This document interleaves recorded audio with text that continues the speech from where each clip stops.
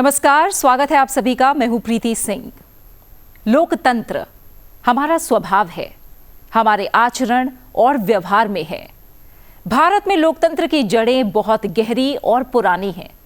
इतने लंबे कालखंड में लोकतंत्र का भाव कायम रह पाया, इसके पीछे जो सबसे बड़ी भावना काम करती है वो है रीति, नीति और नियम मर्यादा के प्रति हमारे आदर और समर्पण की। अपनी इस विशेष प्रस्तुति में हम आपको संसदीय आचरण के उन मान बिंदुओं से रूबरू कराएंगे जिन्हें जानना न सिर्फ चुने हुए जनप्रतिनिधियों के लिए आवश्यक है, बल्कि देश के हर नागरिक को भी इन्हें जरूर जानना चाहिए। साथ ही जानेंगे तमाम परंपराएं, नीति, नियम, संहिता और संविधान माननीय संसद सदस्यों के कर्तव्यों के लिए क्या प्रतिमान तय करता है और एक सांसद के रूप में उनके प्रमुख दायित्व क्या हैं, जिन्हें निभाने की अपेक्षा उनसे की जाती है। तो आइए शुरू करते हैं अपनी विशेष प्रस्तुति, सांसदों के दायित्व और कर्तव्य।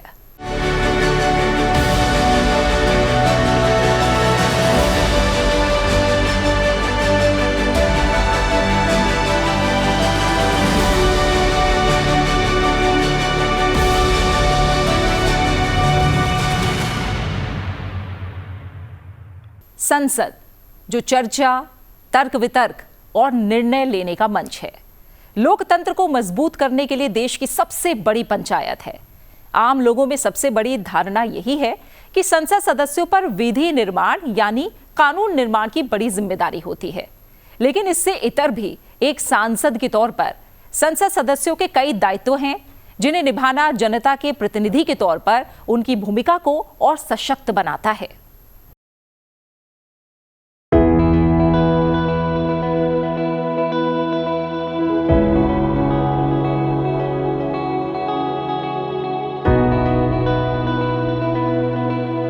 एक सांसद अपने निर्वाचन क्षेत्र की जनता के मुद्दों को सदन के भीतर उठाने की सबसे अहम कड़ी है। सांसद अपने इलाके के प्रतिनिधि के तौर पर संसद में अपने लोगों की आवाज बनता है, उनसे जुड़े मुद्दों को संसद में उठाता है। संसद सदस्यों का कार्य विभिन्न विषयों पर चर्चा करना है, लेकिन हाल के वर्षों में संसद की कार्यवाही बार बार होने वाले अवरोधों से प्रभावित हुई है। प्रश्नकाल और शून्यकाल के दौरान सबसे अधिक अवरोध देखे गए हैं। संसद में हर सांसद राष्ट्रहित और लोकतंत्र के तकाजों को अपने सियासी स्वार्थों से ऊपर रखें तो हर गतिरोध का समाधान निकल सकता है और संसद का कार्य सुचारू रूप से चल सकता है।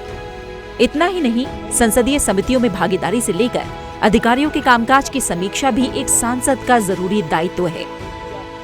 गैर सरकारी विधेयक यानी प्राइवेट मेंबर बिल के जरिए सांसद भी कई बार नीतियों में बड़े बदलाव कराने में सफल रहे हैं। प्राइवेट मेंबर बिल की वजह से ही transgender persons protection of rights bill 2019 को संसद की मंजूरी मिल सकी थी। The bill be passed. Those in favor will please say aye.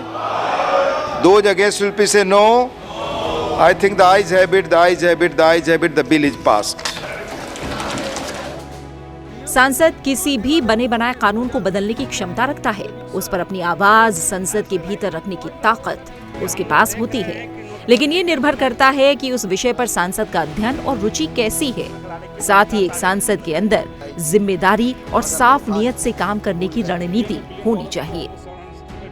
कई सांसद कामकाज में बढ़ चढ़कर हिस्सा लेते हैं और तब सदन के भीतर एक स्वस्थ और तर्क संगत बहस देखने को मिलती है। ये मसला यस और नो का नहीं है माननीय उपसभापति जी, ये मसला हमारे देश की तारीख से जुड़ा हुआ है। Question number. संसद के भीतर हर वक्त सांसद जन सरोकार से जुड़े मुद्दे उठाते हैं। एक सत्र के दौरान आमतौर पर 5 से 6 हजार सवाल पूछे जाते हैं और ये सभी जनता से जुड़े होते हैं। प्रधानमंत्री श्री नरेंद्र मोदी जी के विजन से आज देश में 1309 स्टेशंस का पुनर्विकास हो रहा है। वर्ल्ड क्लास स्टेशंस बनाने का काम चल रहा है। प्रश्नकाल से लेकर शून्यकाल और फिर विशेष उल्लेख के दौरान भी सांसद सदन के भीतर जनता के मुद्दों को उठाते हैं। ये कानून बनाने की प्रक्रिया से बाहर का हिस्सा है, लेकिन जनता के सरोकार से जुड़ा हर छोटा बड़ा मुद्दा इन सवालों के जरिए ही सदन में उठाया जाता है। सांसदों के दायित्व और कर्तव्य को अगर विस्तार से समझें तो देश की संसद पारदर्शिता, जवाबदेही और नैतिक आचरण के सिद्धांतों को बनाए रखने के लिए अपने सदस्यों के दायित्वों और कर्तव्यों पर दृढ़ता से जोर देती है। इनमें सबसे ऊपर आती है सांसदों की विधायी भूमिका। विधायी भूमिका में देश के शासन के लिए कानून बनाना सर्वोपरि माना जाता है। सांसद किसी विधेयक पर चर्चा में भाग लेते हैं और सरकारी विधेयक में संशोधन का सुझाव देते हैं। अलग से कोई भी सांसद जो मंत्री नहीं है, वो भी निजी सदस्यों के विधेयक यानी प्राइवेट मेंबर्स बिल के माध्यम से सरकार को विधायी परिवर्तन का प्रस्ताव दे सकते हैं। सांसद संविधान की मूल संरचना के अधीन देश के संविधान में संशोधन करने के लिए भी मतदान करते हैं। नारी शक्ति तेरा वंदन वंदन है और अभिनंदन है। मैं आपसे प्रार्थना करता हूं कि इस बिल को आप कंसीडरेशन के लिए लें। जैसे किसी राज्य के क्षेत्र या सीमाओं को बढ़ाने या घटाने के लिए राज्य विधान परिषदों का निर्माण, राज्य और केंद्र शासित प्रदेशों का नाम बदलना, सर्वोच्च न्यायालय और उच्च न्यायालयों के संगठन और अधिकार क्षेत्र का विनियमन और एक उच्च न्यायालय के 2 या 2 से अधिक राज्यों को आवंटित करने जैसे मुद्दों पर सांसद अपने अपने सदन में चर्चा में भाग लेते हैं और वोट करते हैं। राष्ट्रपति और उपराष्ट्रपति पर महाभियोग चलाने, उच्च न्यायालय या उच्चतम न्यायालय के न्यायाधीशों को पद से हटाने की प्रक्रिया में भी हर एक सांसद की भूमिका महत्वपूर्ण होती है। एक सांसद की भूमिका ये सुनिश्चित करना भी है कि सरकार द्वारा लाए और बनाए गए कानूनों के जरिए शक्तियों का दुरुपयोग न किया जाए। वहीं एक सांसद एक सुपरवाइजरी का रोल भी निभाता है। अपनी इस पर्यवेक्षी भूमिका में सांसद प्रश्नकाल, शून्यकाल, ध्यानाकर्षण प्रस्ताव, स्थगन प्रस्ताव, अविश्वास प्रस्ताव, निंदा प्रस्ताव और अन्य चर्चाओं जैसे संसदीय हस्तक्षेपों के माध्यम से कार्यपालिका पर नियंत्रण रखते हैं। सांसद सार्वजनिक खातों, अनुमानों, सार्वजनिक उपक्रमों और विभिन्न अन्य विभाग संबंधित स्थायी और तदर्थ समितियों यानी स्टैंडिंग और एडहॉक जैसी कमेटियों में भाग लेकर सरकार के कामों की निगरानी करते हैं। वहीं अपनी चुनावी भूमिका में एक सांसद देश के राष्ट्रपति और उपराष्ट्रपति के चुनाव में भी महत्वपूर्ण भूमिका निभाता है।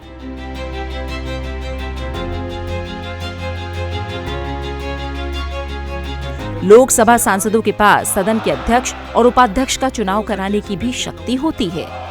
The motion is adopted. Shri Om Birla is declared elected as the Speaker of this House. जबकि राज्यसभा सांसद सदन के उपसभापति का चुनाव करते हैं। वहीं बजट में भूमिका की बात की जाए तो संसद की मंजूरी के बिना कोई टैक्स नहीं लगाया जा सकता और न ही संसद की मंजूरी के बिना सरकार कोई व्यय कर सकती है। इसलिए बजट संसद में पेश किया जाता है। फाइनेंस से जुड़े मामलों पर बजटरी कंट्रोल और नॉन बजटरी कंट्रोल के जरिए संसद कार्यकारिणी यानी सरकार पर नियंत्रण रखती है। वहीं रिप्रेजेंटेटिव रिस्पॉन्सिबिलिटी यानी एक प्रतिनिधि जिम्मेदारी के तौर पर हर सांसद अपने निर्वाचन क्षेत्र की आवाज बनता है। प्रत्येक सांसद को प्रश्नों, बहस के माध्यम से अपने निर्वाचन क्षेत्र के मुद्दों को संसद में उठाना होता है। एक सांसद अपने क्षेत्र के प्रोजेक्ट और परियोजनाओं पर काम को लेकर जिला कलेक्ट्रेट, राज्य सरकार और केंद्र सरकार के स्तर पर आगे की कार्यवाही की जानकारी लेकर काम में तेजी लाने में मदद कर सकता है। क्योंकि एमपी-लैट्स के मामले में भी एक सांसद के पास केवल परियोजनाओं की सिफारिश करने की शक्तियां होती हैं, जबकि कार्यान्वयन और मंजूरी का दायित्व जिला कलेक्टर का होता है।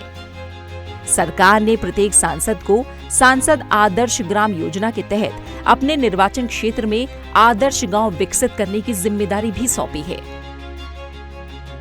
Member of parliament local area development scheme 1993 में शुरू की गई स्कीम है।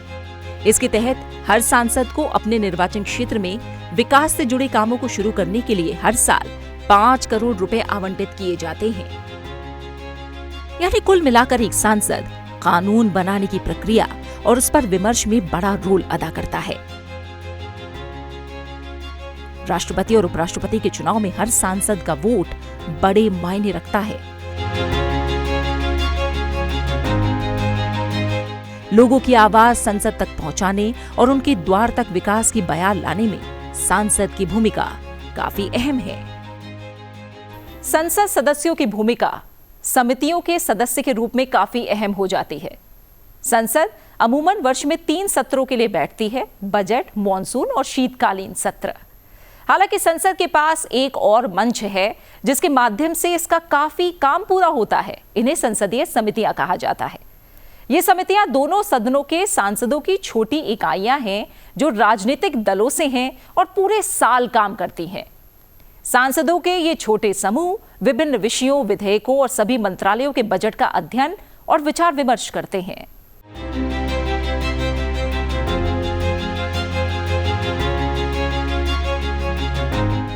मुख्य रूप से संसद 2 काम करती है। पहला काम है कानून बनाना और दूसरा काम है सरकार की फंक्शनल ब्रांच की देखरेख करना।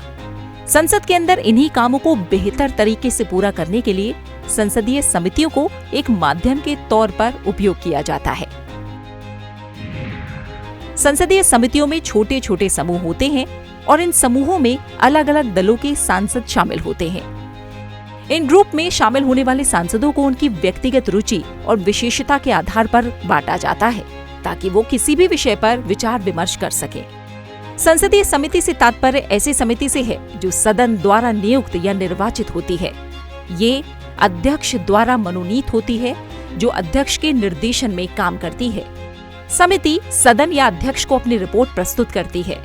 संसदीय समितियों के लिए सचिवालय की व्यवस्था लोकसभा सचिवालय द्वारा की जाती है। संसद को समितियों की जरूरत इसलिए होती है क्योंकि उनके पास बहुत सारा काम होता है और इतने कामों के बीच अगर समिति नहीं बनी तो इसे निपटाने के लिए संसद के पास समय कम पड़ सकता है। आसान भाषा में समझें तो संसद के पास जब कोई मामला आता है तो वो उस पर गहराई से विचार नहीं कर पाती। ऐसे में बहुत सारे मामलों को गहराई से देखने के लिए समितियां बनाई जाती हैं और उससे संबंधित मामले वही समिति निपटाती है, जिन्हें संसदीय समिति कहा जाता है। इन समितियों को 2 प्रकार में बांटा गया है। पहला स्थायी समितियां यानी स्टैंडिंग और परमानेंट कमिटीज और दूसरा तदर्थ समितियां यानी एड हॉक कमिटीज। स्थायी समितियां यानी स्टैंडिंग कमेटी नियमित समितियां होती हैं जो संसद के अधिनियम या लोकसभा की प्रक्रिया और कार्य संचालन नियमों के प्रावधानों के पालन के लिए समय समय पर गठित की जाती हैं। इन समितियों का काम सतत प्रकृति यानी कॉन्टिन्यूअस नेचर का होता है। स्थायी समितियां मुख्य रूप से 3 तरह की होती हैं: financial standing committees, department related standing committees, other standing committees. Financial standing committees में वित्तीय समितियां, विभाग संबंधित समितियां और कुछ दूसरी तरह की समितियां शामिल हैं। फाइनेंशियल स्टैंडिंग कमेटी वित्तीय मामलों को देखती है और इसमें 3 उप समितियां भी शामिल हैं: लोक लेखा समिति यानी पब्लिक अकाउंट्स कमेटी, प्राक्कलन समिति यानी एस्टिमेट्स कमेटी और सरकारी उपक्रमों से संबंधित समिति यानी पब्लिक अंडरटेकिंग्स कमेटी इसमें शामिल हैं। इन समितियों में 22 से 30 सदस्य होते हैं।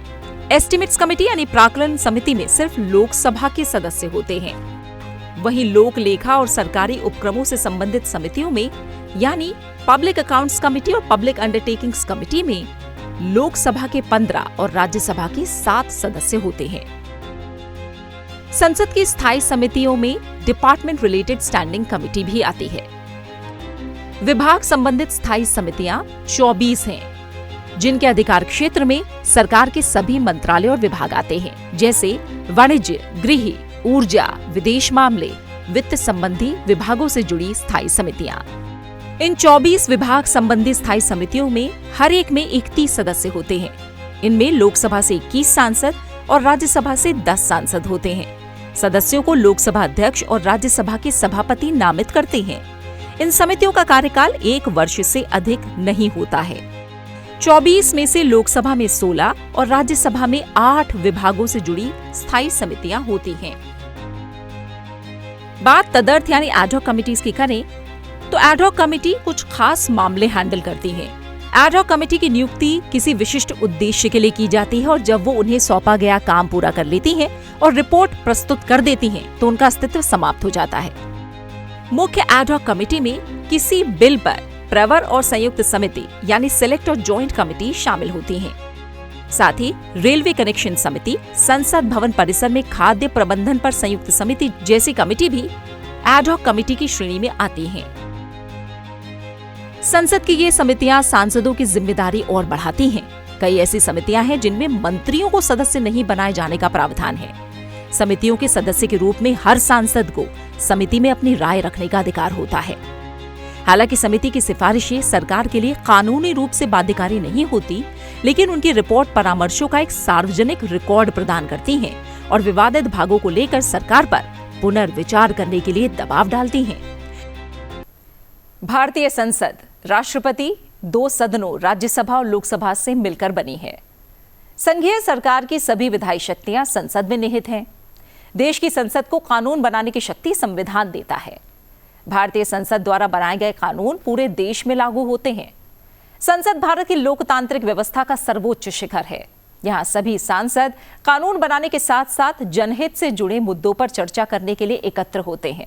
हर सांसद एक विधेयक के कानून बनने तक के सफर में महत्वपूर्ण भूमिका निभाते हैं। किसी भी विधेयक को कानून बनाने के लिए हर संसद सदस्य का मत और उनका कानून बनाने की प्रक्रिया में भाग लेना काफी अहम होता है। एक विधेयक के अधिनियम बनने की प्रक्रिया में सांसदों की सकारात्मक भूमिका और चर्चा देश में बड़े परिवर्तन लाती है। कानून का रूप लेने वाले अधिकांश विधेयक मंत्री परिषद के विधेयक होते हैं। वैसे तो निर्वाचित सदस्यों के बहुत कम विधेयक कानून का रूप लेते हैं, फिर भी उनके द्वारा ये बात संसद और लोगों के ध्यान में लाई जाती है कि मौजूदा कानून में संशोधन करने या कोई आवश्यक कानून बनाने की आवश्यकता है। कानून बनाने की प्रक्रिया संसद के किसी भी सदन में विधेयक पेश किए जाने के साथ शुरू होती है। एक विधेयक को या तो किसी मंत्री या मंत्री के अलावा किसी अन्य संसद सदस्य द्वारा पेश किया जा सकता है। मंत्रियों द्वारा पेश विधेयक को सरकारी विधेयक और निजी सदस्य द्वारा लाए गए विधेयक को निजी सदस्य का विधेयक कहा जाता है। राष्ट्रपति को प्रस्तुत किए जाने से पहले एक विधेयक प्रत्येक सदन यानी लोकसभा और राज्यसभा में 3 रीडिंग से होकर गुजरता है। दूसरा चरण है डिस्कशन स्टेज यानी चर्चा का चरण। इस चरण में सदन के पास 3 विकल्प खुले होते हैं। विधेयक को सीधे विचार के लिए लिया जा सकता है, इसे किसी भी स्थायी समिति को भेजा जा सकता है, आम राय जानने के लिए प्रसारित किया जा सकता है। अगले चरण में विधेयक पर समिति की रिपोर्ट पर खंड दर खंड विचार किया जाता है। विधेयक में परिवर्तन या संशोधन केवल इसी चरण में किए जा सकते हैं। चर्चा चरण यानी इस डिस्कशन स्टेज में हर एक बिंदु पर सांसदों के विचार और चर्चा का स्तर बड़ा महत्व रखते हैं। अगर कोई सांसद चर्चा के दौरान किसी क्लॉज पर आपत्ति जताते हैं तो उस पर संशोधन का भी प्रस्ताव कर सकते हैं। किसी विधेयक के तीसरे वाचन पर बहस सीमित प्रकृति की होती है। ये केवल विधेयक के समर्थन या अस्वीकृति के लिए तर्कों तक ही सीमित होती है। धन विधेयक को छोड़कर किसी भी बिल को पास कराने के लिए दोनों सदनों में लगभग एक सी ही प्रक्रिया से गुजरना होता है। विधेयक को पारित करने के लिए दोनों सदनों में बहुमत की आवश्यकता होती है। संविधान संशोधन बिल में 2/3 बहुमत जरूरी है। प्रस्ताव की कुल सदस्य संख्या के बहुमत द्वारा सभा के उपस्थित और मतदान देने वाले सदस्यों के कम से कम 2/3 बहुमत द्वारा पारित हुआ। ऐसे में हर एक सांसद का वोट अपने आप में बिल पर सहमति या असहमति को व्यक्त करता है। लेकिन कुछ मौके ऐसे भी आए हैं जब कानून बनाने की इस पूरी संसदीय प्रक्रिया पर ही गैर जिम्मेदाराना प्रश्न चिन्ह लगाए गए। हाल ही में देश को औपनिवेशिक विरासत से मुक्त करने वाले 3 नए आपराधिक कानून मिले हैं। भारतीय न्याय संहिता, भारतीय नागरिक सुरक्षा संहिता और भारतीय साक्ष्य अधिनियम।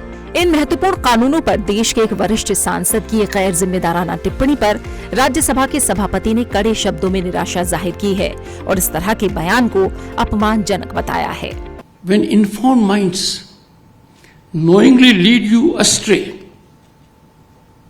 we need to be on guard.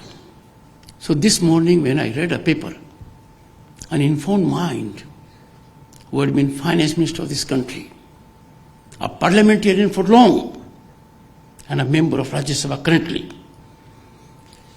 he stunned me because I took great pride that this parliament has done a great thing. It had unshackled us from colonial legacy by giving 3 laws that are of epochal dimension. From Dand Vidhan, we have come to Nyay Vidhan. Every member of parliament had opportunity to contribute on the floor of the house. This honorable gentleman, a distinguished member of parliament with great background as finance minister. And what he says, I quote,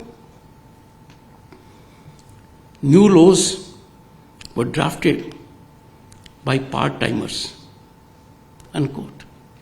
Are we part-timers in parliament?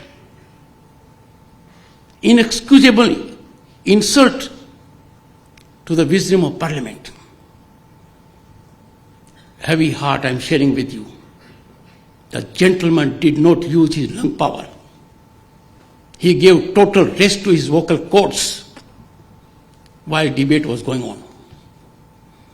Not only he, his distinguished colleagues from my legal fraternity, senior advocates, did not come forward to help the nation. They had an opportunity to make his point in the parliament. It was failure on his part to perform his constitutional duty and obligation. Rajya Sabha के सभापति ने निराशा जताई कि माननीय सांसद महत्वपूर्ण बिलों पर सदन में चुप रहकर बिना भाग लिए हुए अपना शामिल होना जाहिर कर रहे हैं। जनता की अपेक्षा होती है कि बिलों और नीतिगत मामलों में उनके सांसद सूचनाओं से लैस होकर अपना पक्ष रखेंगे, संसदीय तंत्र के लिए काम करेंगे ताकि संसद का प्रभाव और उसकी उत्पादकता बढ़ सके। सबसे पहली आवश्यकता यही है कि सांसद अपनी उपस्थिति सत्र के दौरान दर्ज कराएं और खुद बहस और चर्चा में हिस्सा लें। यहाँ दुर्भाग्य ये भी है कि जिन वरिष्ठ सांसद ने अपने बयान से संसद में पास हुए कानून पर सवाल उठाया, उन्होंने खुद उस बिल पर बहस में हिस्सा नहीं लिया और राज्यसभा में मॉनसून सत्र 2016 से बजट सत्र 2024 में अपनी सदस्यता के दौरान सदन में उनकी उपस्थिति महज 53% रही है और उन्होंने 2016 से 2024 की पूरी अवधि के दौरान सिर्फ 21 चर्चाओं में हिस्सा लिया, जबकि इस दौरान उन्होंने एक भी प्रश्न नहीं पूछा। संविधान निर्माताओं ने संसद को मुख्य रूप से 3 जिम्मेदारियां सौंपी थीं: कानून बनाने की, सरकार की जवाबदेही सुनिश्चित करने की और आवश्यक मुद्दों पर बहस और चर्चा करने की।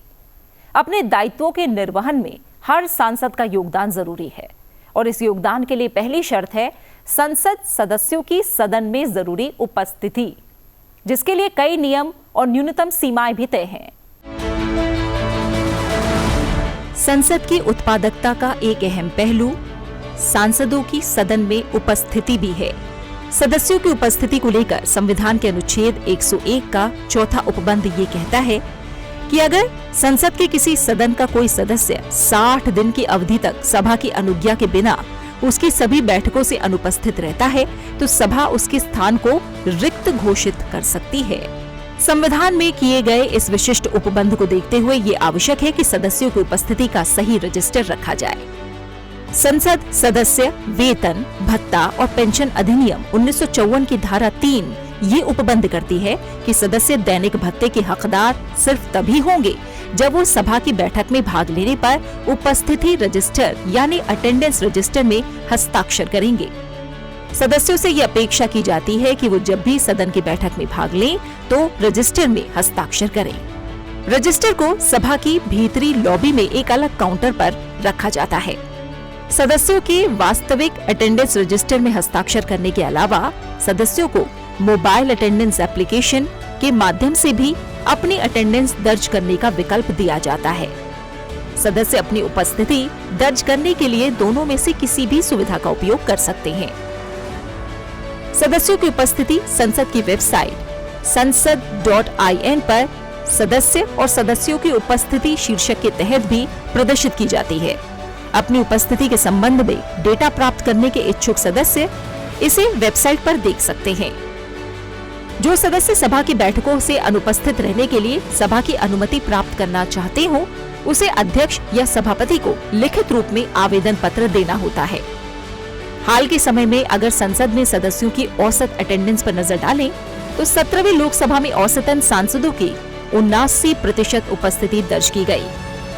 इसमें उपस्थिति रिकॉर्ड के दायरे से बाहर आने वाले मंत्रियों और लोकसभा अध्यक्ष का रिकॉर्ड शामिल नहीं है।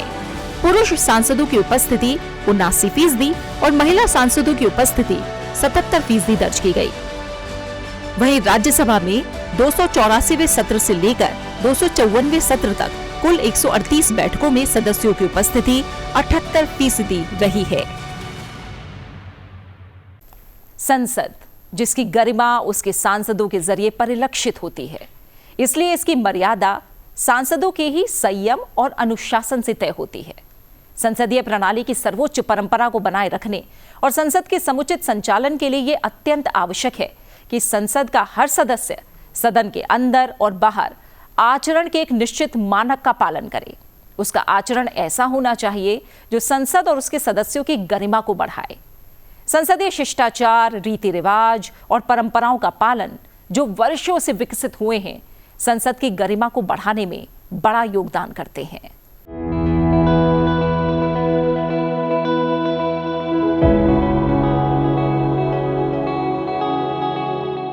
संसद के भीतर संसदीय शिष्टाचार की बात करें तो आचरण के कुछ निश्चित मानदंड निर्धारित हैं, जिनका पालन एक सदस्य से अपेक्षित है। सदस्यों को बैठक शुरू होने के निर्धारित समय से कुछ मिनट पहले सदन में उपस्थित होना चाहिए, जो सामान्यतः 11 बजे होता है। सदस्यों को सदन के कार्य के संबंध में छोड़कर कोई पुस्तक, समाचार पत्र या पत्र नहीं पढ़ना चाहिए। किसी सदस्य को कार्यवाही में बाधा नहीं डालनी चाहिए या व्यवधान नहीं डालना चाहिए। जब कोई अन्य सदस्य बोल रहा हो तो टिप्पणी करने से बचना चाहिए। किसी सदस्य को सदन में व्यक्तिगत रूप से अध्यक्ष के पास नहीं जाना चाहिए। यदि आवश्यक हो तो वो टेबल पर बैठे अधिकारियों को चिट भेज सकते हैं। सदस्यों को सदन में लैपल पिन या बैज के रूप में राष्ट्रीय ध्वज को छोड़कर किसी भी प्रकार का बैज नहीं पहनना या प्रदर्शित करना चाहिए। अध्यक्ष के समक्ष शिष्टाचार को लेकर भी तमाम नियम हैं। सदन में प्रवेश करते या छोड़ते समय या अपना स्थान ग्रहण करने या छोड़ने से पहले अध्यक्ष को झुककर प्रणाम करना चाहिए। जब अध्यक्ष सदन को संबोधित कर रहे हों तो खड़े नहीं होना चाहिए या सदन नहीं छोड़ना चाहिए। इसके अलावा संसद के सदस्य को हमेशा अध्यक्ष को संबोधित करना चाहिए। संसदीय रीति रिवाज और परंपराओं की बात करें तो इनमें नियम 373 काफी महत्वपूर्ण है, जो कहता है कि सदस्यों को सदन के पटल पर ऐसा कुछ भी नहीं कहना या करना चाहिए जिसकी अनुमति नहीं है। सदन की प्रक्रिया के नियम, निर्णय, उद्धारण, रीति रिवाज और परंपराएं इसमें शामिल हैं। संसदीय रीति रिवाज और परंपराओं के अलावा संहिता की बात करें तो आचार समिति की बात अवश्य होगी। साल 1992 में पीठासीन अधिकारियों के सम्मेलन में संसद और विधानसभाओं में आचार समितियों के गठन का सुझाव आया। कई प्रक्रियाओं से गुजरते हुए 4 मार्च 1997 को आचार समिति का गठन हुआ। राज्यसभा के तब के विपक्ष के नेता शंकर राव चौहान की अध्यक्षता में बनी इस समिति ने 1998 में अपनी पहली रिपोर्ट में 14 सूत्रीय संहिता प्रस्तुत की। राज्यसभा की प्रक्रिया और कार्य संचालन को प्रभावी बनाने के लिए वर्ष 2004 में आचार समिति के नियमों की रूपरेखा को निर्धारित किया गया। इनमें कुछ स्थापित संसदीय रीति रिवाज और परंपराएं शामिल की गईं, तो कुछ नए शिष्टाचार और नियम बनाए गए, जिनका पालन सदस्यों द्वारा सदन के अंदर और सदन के बाहर भी आवश्यक है। समिति की तरफ से सुझाए गए आचरणों की बात करें तो हैंडबुक फॉर मेंबर्स नामक पुस्तिका का पहला और 10वां बिंदु बहुत महत्वपूर्ण हो जाता है। पहले बिंदु में कहा गया है कि माननीयों को ऐसा कुछ भी नहीं करना चाहिए जो संसद की गरिमा को धूमिल करे और संसद की विश्वसनीयता पर असर डाले। सदस्यों के लिए आचार संहिता कहती है कि उन्हें ऐसा कुछ नहीं करना चाहिए जिससे संसद की बदनामी हो और उनकी विश्वसनीयता प्रभावित हो। सदस्यों को संसद सदस्य के रूप में अपने पद का उपयोग लोगों की सामान्य भलाई के लिए करना चाहिए। सदस्यों को सदन में उनके द्वारा दिए गए या ना दिए गए वोट, विधेयक पेश करने, प्रस्ताव पेश करने या प्रस्ताव पेश करने से बचने, प्रश्न पूछने के लिए या कोई प्रश्न पूछने के लिए कभी भी किसी शुल्क, पारिश्रमिक या लाभ की अपेक्षा नहीं करनी चाहिए या किसी भी तरह का लाभ स्वीकार नहीं करना चाहिए। सदस्यों को ऐसा कोई उपहार नहीं लेना चाहिए जो उनके आधिकारिक कर्तव्यों के ईमानदार और निष्पक्ष निर्वहन में बाधा उत्पन्न करे। हालांकि वो आकस्मिक उपहार या सस्ते स्मृति चिन्ह और पारंपरिक आतिथ्य स्वीकार कर सकते हैं। वहीं संसदीय समितियों के सदस्यों को अपने व्यक्तिगत हितों को आगे बढ़ाने के लिए कोई भी जानकारी का खुलासा नहीं करना चाहिए। सदस्यों को किसी ऐसे मुद्दे का तत्काल समर्थन नहीं करना चाहिए जिसके बारे में उन्हें कोई जानकारी या बहुत कम जानकारी है। सदस्यों को संविधान के भाग 4A में सूचीबद्ध मौलिक कर्तव्यों को अपने मन में सबसे ऊपर रखना चाहिए। सदस्यों से सार्वजनिक जीवन में नैतिकता, गरिमा, शालीनता और मूल्यों के उच्च मानकों को बनाए रखने की अपेक्षा की जाती है। साथ ही आचार समिति ने अपने प्रावधानों में संसद सदस्यों से अपेक्षा की है कि माननीय सदस्यों को संविधान, कानून, संसदीय संस्थानों और आम जनता के प्रति उच्च सम्मान रखना चाहिए। ऐसी स्थिति में आचार समिति स्पष्ट करती है कि सदन को ऐसे प्रत्येक मामले को जांचने परखने की शक्ति है। सदन की विशेषाधिकार समिति सदस्यों द्वारा सदन के विशेषाधिकार के भंग होने के मामलों की जांच कर सकती है। यहाँ हमें समझना होगा कि संसद की कार्यवाही सुचारू और प्रभावी रूप से चले, इसके लिए जो रूल बुक है वो सबसे बड़ी दीपशिखा है। एक तरह से सभा का आसन यानी अध्यक्ष और सभापति भी उन नियमों से बंधे हैं। ये देखना आवश्यक है कि ऐसी परिस्थितियों में जहां किसी सांसद का आचरण आरोपों के घेरे में आता है, वहां सदस्यों के निलंबन का भी प्रावधान है। जाहिर है, संसद की गरिमा हर सांसद और उनके आचरण से जुड़ी है। सदस्यों को सदन में ऐसा कुछ नहीं कहना या करना चाहिए जो सदन की प्रक्रिया, नियमों, फैसलों, मिसालों, परंपराओं के तहत स्वीकार्य ना हो। सदस्यों से सार्वजनिक जीवन में नैतिकता, गरिमा, शालीनता और मूल्यों के उच्च मानकों को बनाए रखने की अपेक्षा की जाती है। ये तभी हो सकता है जब संसदीय चर्चाएं राष्ट्रीय और महत्वपूर्ण मुद्दों पर केंद्रित हों, न कि संकीर्ण और स्थानीय मुद्दों और दलगत राजनीति पर। देश की सबसे बड़ी पंचायत में आए जनप्रतिनिधियों को इन संसदीय मर्यादाओं का ख्याल रखना ही होगा, ताकि जनता को उच्च आदर्शों और व्यवहार का संदेश मिले और भारत के जीवंत लोकतंत्र में संसद की भी जीवंतता बनी रहे। इसी के साथ इस विशेष प्रस्तुति में इतना ही। नमस्कार।